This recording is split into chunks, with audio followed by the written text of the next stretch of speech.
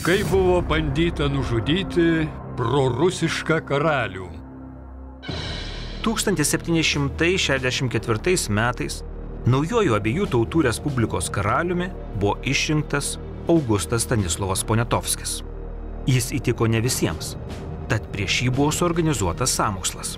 Pasikėsinimas iš tiesų įvyko 1771 metais, lapkričio 3 dieną vakare apie 22 valandą, kada karaliaus karieta vykstanti Medovos gatve buvo užpulta. Buvo nukautas vienas iš karaliaus apsaugos karių, kitas sužeistas, tačiau pačiam karaliui pavyko pabėgti, karalius atsipirko išgąsčiu. Tačiau tai dar kartą parodė, kad yra tam tikros visuomenėje, bajoriškoj visuomenėje, tam tikros tendencijos, kurios nepritarė būtent tokiam monarchui ir jo politikai. Kas buvo nepatenkinti Poniatovskiu, kad pasiryžo užpulti karaliaus karietą? Čia reikia prisiminti jo išrinkimo aplinkybės. Svarbiausia iš jų buvo Rusijos imperatorienė Jekaterina II. Būtent dėl jos spaudimo Poniatovskis ir tapo karaliumi.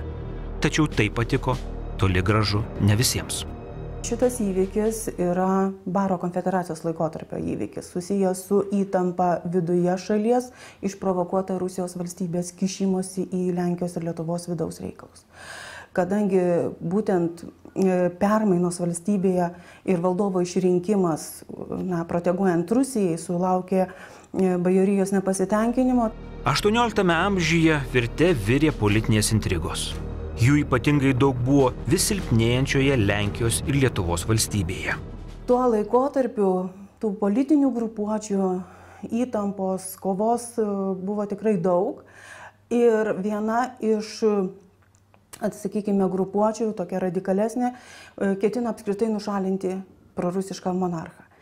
Ir tiesiog konfederacijos vadovybė, Baro konfederacijos vadovybė buvo priėmusi sprendimą detronizuoti karalių ir rinkti naują valdovą.